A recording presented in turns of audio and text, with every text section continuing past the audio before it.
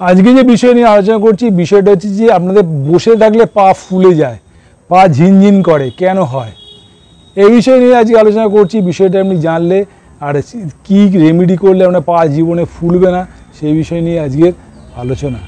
ভিডিওটা দেখুন, উপকার পাবেনই পাবেন। আর সবাইকে শেয়ার করতে ভুলবেন না, সাবস্ক্রাইব করতে ভুলবেন না। আর আমার হোয়াটসঅ্যাপ নাম্বার এখানে থাকে, কোনো অসুবিধা হলে আমাকে অবশ্যই জানাবেন। আমি আছি আপনাদের জন্য, আপনাদের হেল্পের জন্য। কারণ এই বিষয়টা যদি আপনি জানতে পারেন যে কেন আপনার পা ফুলছে বসে থাকলে, বা এতে কী করে মুক্তি পাবো, তা সেইটা জানলেন। আর সেই টিপসগুলো আপনি যদি অ্যাপ্লাই করতে পারেন, আপনার পা জীবনে কখনো ফুলবে না। কোনো জায়গায় লং টাইম ধরুন গাড়ি জার্নি করছেন বা কোনো জায়গায় বসে আছেন, পা ফুলে যাচ্ছে, সে থেকে আপনি মুক্তি পাবেন।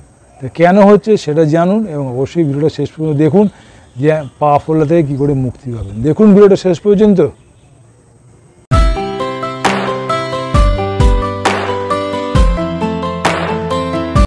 আজকে যে বিষয় নিয়ে আলোচনা করছি বিষয়টা হচ্ছে যে আপনাদের বসে থাকলে কেন পা ফোলে।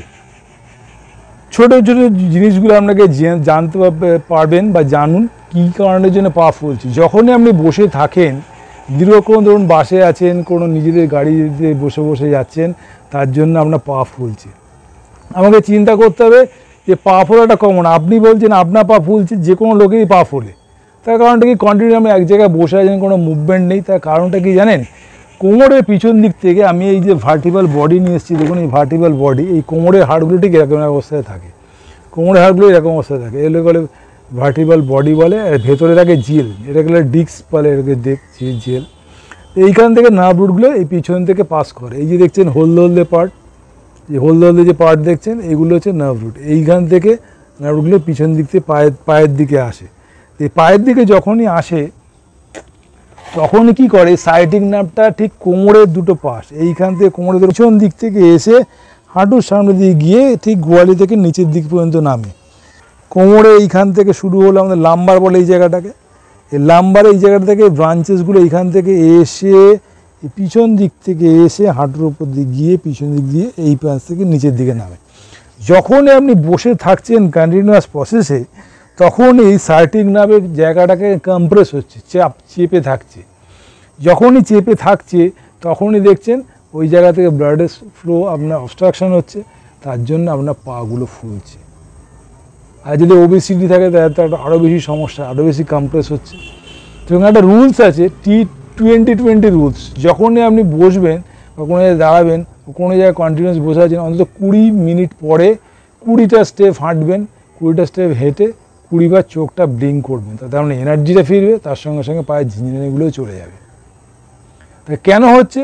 তা কী বলেছি, সাইটিক নার্ভের পেন। এই যে সাইটিক নার্ভ যে পড়েছে পিছন দিক থেকে, সাইডে সবথেকে লংগেস্ট, শরীরের মধ্যে সবথেকে লম্বা সাইটিক নার্ভ, এইখান থেকে এসে পুরো L5-S1 এইখান থেকে নিচের দিকে নামে। তো এই নার্ভ রুটটাকে আপনাকে বাঁচানোর জন্য সবসময় চিন্তা করতে হবে। দেখুন এই যে বালিশ, দেখুন দেখিয়েছি একটা, বালিশটাকে দিয়ে নিটাকে সবসময় নিচের দিকে রাখার চেষ্টা করুন। আমরা বসি সবসময় পিছনে হেলান দিয়ে, যখনই হেলান দিয়েছি চাপটা পড়ছে, উঠতে কষ্ট হচ্ছে। সবসময় যেখানে বসবেন নিটা যেন নিচের দিকে ডাউনওয়ার্ডস থাকে।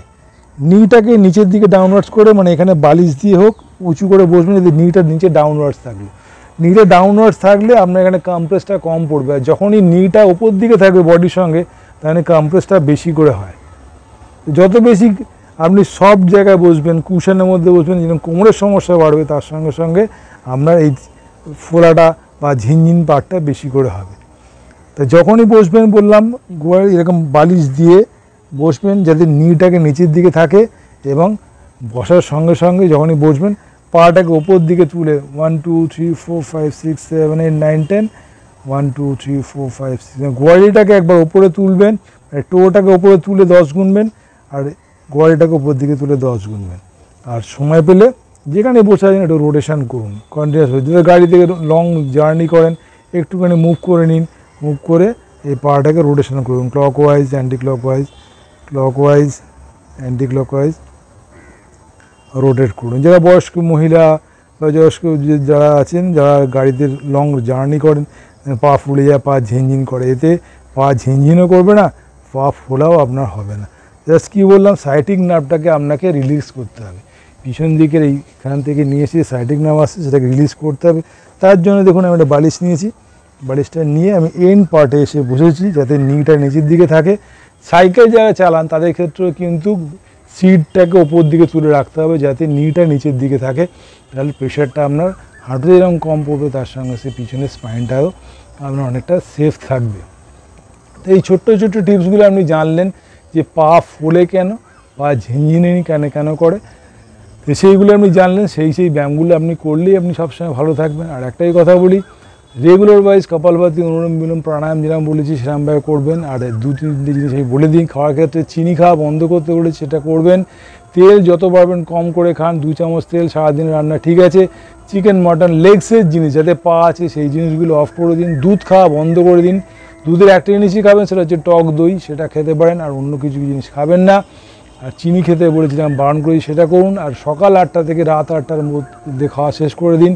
আর রাত্রির 8টা থেকে সকাল 8টা পর্যন্ত না খেয়ে থাকুন। দেখবেন ওর শরীর যেমন ঝরঝরে তত্ত্বরে থাকবে, তার সঙ্গে সঙ্গে এইসব কোমরের সমস্যা, হাঁটুর সমস্যা, ওবেসিটি, ওজন বেশি সমস্যা, এগুলো কিছুই থাকবে না। আপনি সুস্থ সবল জীবনযাপন করতে পারবেন। এই বিষয় নিয়ে জানতে পারলেন। অবশ্যই আমার হোয়াটসঅ্যাপ নম্বর এখানে থাকে, কোনো কিছু বক্তব্য থাকলে অবশ্যই জানাবেন আমার হোয়াটসঅ্যাপে। আর কোনো কিছু বললে আমাকে ফোন করবেন, আমি আপনাকে হেল্প করে কথা দিলাম। আর একটাই কথা বলি, সাবস্ক্রাইব করতে ভুলবেন না, বেল আইকন টিপতে ভুলবেন না, সবাইকে শেয়ার করতে কিন্তু ভুলবেন না। কারণ দীপাঞ্জন সামন্ত আপনার হেল্পের জন্য আছে। বাবাদেব বলেছি দীপাঞ্জন সামন্ত আপনার বাড়ির ছেলে, কোনো অসুবিধা হলে আমাকে অবশ্যই জানাবেন, আমি আপনাকে হেল্প করে কথা দিলাম। কারণ কোনো ফিজিক্যাল রিলেটেড কোনো সমস্যা থাকলে অবশ্যই দীপাঞ্জন সামন্তকে বলতে বা জানাতে ভুলবেন না। আমি আছি আপনাদের জন্য। বাবাদের একটা কথা বলি, আমি আছি আপনাদের জন্য। ভালো থাকুন, সুস্থ থাকুন, আরও করে আমি ভিডিও দেখতে থাকুন। নমস্কার।